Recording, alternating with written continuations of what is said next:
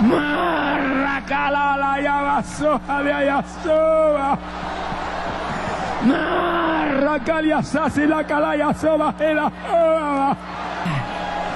Y la saca la calabascoa.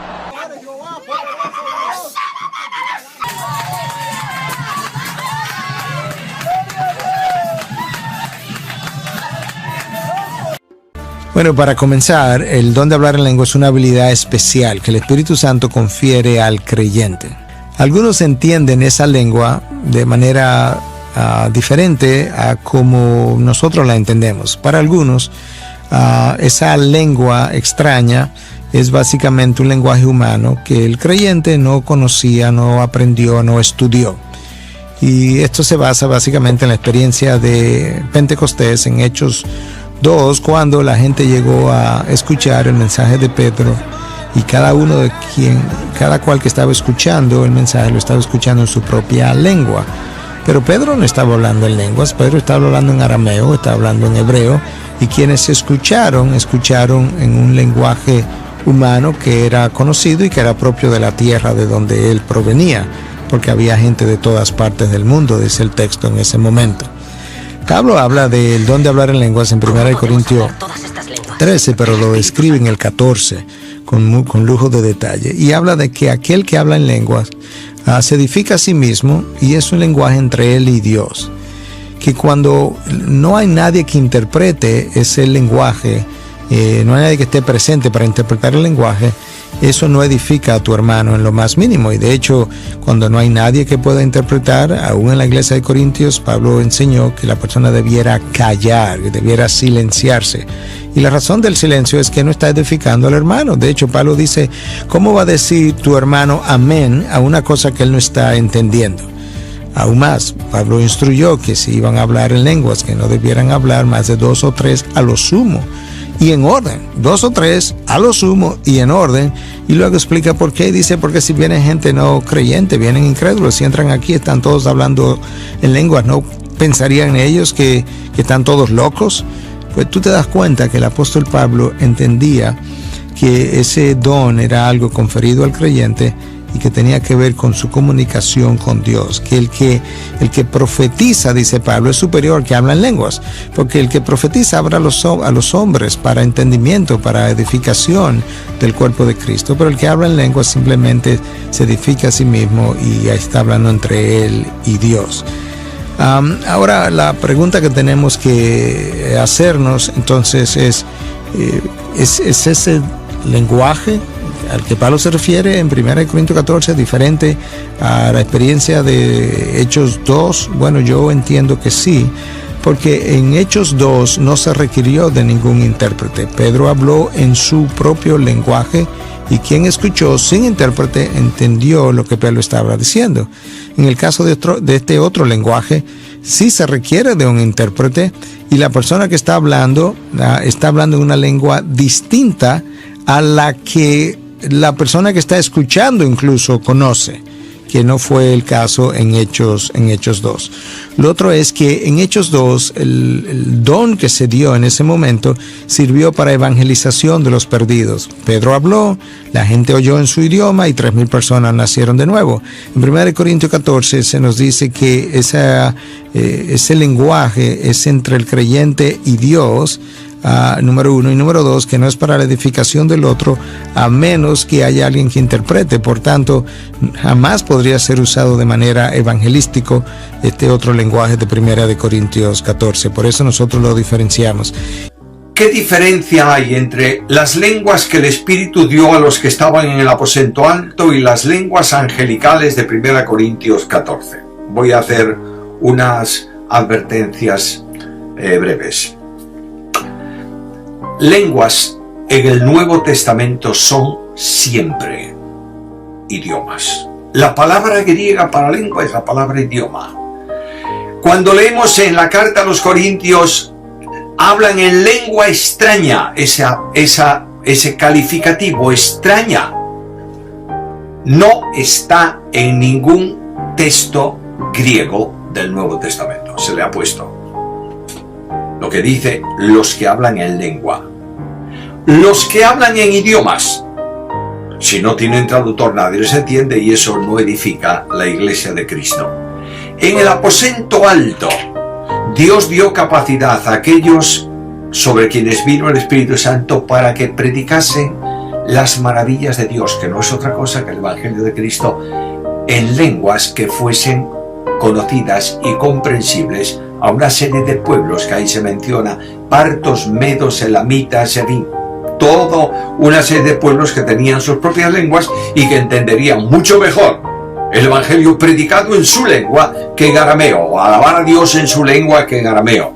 Por tanto, no hay ninguna especial diferencia entre las lenguas que hablaban aquellos en Hechos capítulo 2 y las lenguas que el Espíritu Santo permitió hablar a lo largo del tiempo. Ahora, lenguas angelicales, ojo también con eso, es una hipérbole del apóstol, porque ¿en qué idioma hablan los ángeles? Si hablamos de comunicación de los ángeles entre sí, son espíritu, por tanto nada tiene que ver con un cuerpo físico que necesita oír y necesita hablar. Si hablamos de cómo los ángeles hablaron a los hombres, hablaron siempre en el idioma del hombre con el que estaban hablando y fueron comprensibles. Ahora, los ángeles que traen un mensaje de Dios dirían ese mensaje perfectamente, sin equivocación ninguna, y utilizando un idioma que fuese muy comprensible. Y Pablo dice: si yo soy capaz de hablar tan perfectamente como hablaría un ángel, pero no tengo amor, vengo a ser como metal que resuena o címbalo que retille. Esa es una pregunta muy buena, sobre todo porque en el día de hoy muchas personas afirman tener el don de hablar en el lenguaje de los ángeles. Pero cuando leemos ese texto en su contexto, hay un solo versículo en la Biblia que habla de eso, 1 Corintios capítulo 13, en los primeros versículos, vemos claramente que el apóstol Pablo está usando una hipérbole. Él está diciendo: si yo entendiera toda ciencia, si yo tuviera una fe tan extraordinaria que yo pueda trasladar los montes y no tengo amor, de nada me sirve. Y en ese contexto dice: si yo pudiera hablar todas las lenguas humanas o angélicas y no tengo amor, nada soy. Entonces, ese texto no enseña necesariamente que existen lenguas angelicales. Está diciendo Pablo: aunque yo pudiera hablar chino, ruso, alemán y hasta el lenguaje de los ángeles, y yo no tengo amor, de nada soy. Nada soy, eso de nada me sirve. Ahora, puede ser que haya un lenguaje angelical, tal vez, pero es absolutamente desconocido para nosotros. Usar ese texto para decir, bueno, yo hablo en lenguas y esas lenguas son angélicas, es llevar el texto más allá de lo que ese texto enseña, porque en todo el resto del Nuevo Testamento, cuando se habla del don de lenguas, que era sí hablar idiomas, no estaba hablando de lenguas angelicales, sino de lenguas terrenales. La palabra glosa habla de idiomas que se hablan aquí, ahora, en el tiempo. Entonces, gracias por la pregunta. Yo no creo que la Biblia confirme que hay una lengua angelical, y si la hay, eso no nos incumbe, porque en el cielo yo no sé qué idioma hablaremos. Cuando en 1 Corintios 14 se prohíbe en la iglesia el domingo hablar en lenguas, a menos que haya alguien que interprete, y que sea por orden, 1 o 2 o 3, pero no todos al mismo tiempo. Y eso a mí, ¿verdad? Pues me sacaba de onda. ¿Por qué los pastores no obedecen la palabra de Dios? Y a través del tiempo pues ya nos dimos cuenta, ¿verdad?, que todo hay un orden en la Biblia, y para eso se escribió todo el capítulo 14 de Corintios, para regularizar el don de lenguas, del cual se ha abusado muchísimo. Y así comenzamos a descubrir tantas cosas que están en la Biblia, pero que necesitamos entender que mientras más pasa el tiempo y más caminas tú con Dios, más luz tenemos en la revelación. Ya no hay más revelación bíblica. La Biblia es un libro sellado, donde termina con Apocalipsis diciendo que nadie hay que agregarle ya nada. Dios ya no tiene nada que decirnos del infierno, del cielo, de los ángeles, de la vida, de la muerte, de la resurrección, más lo que está aquí. Entonces todo lo que Dios tenía que decirnos se encuentra aquí.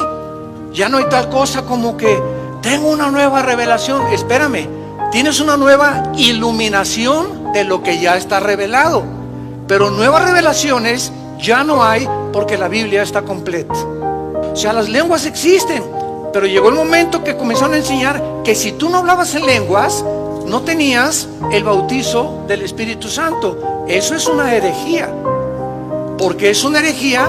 Porque si una persona recibe a Cristo y le falta algo, es una persona mocha.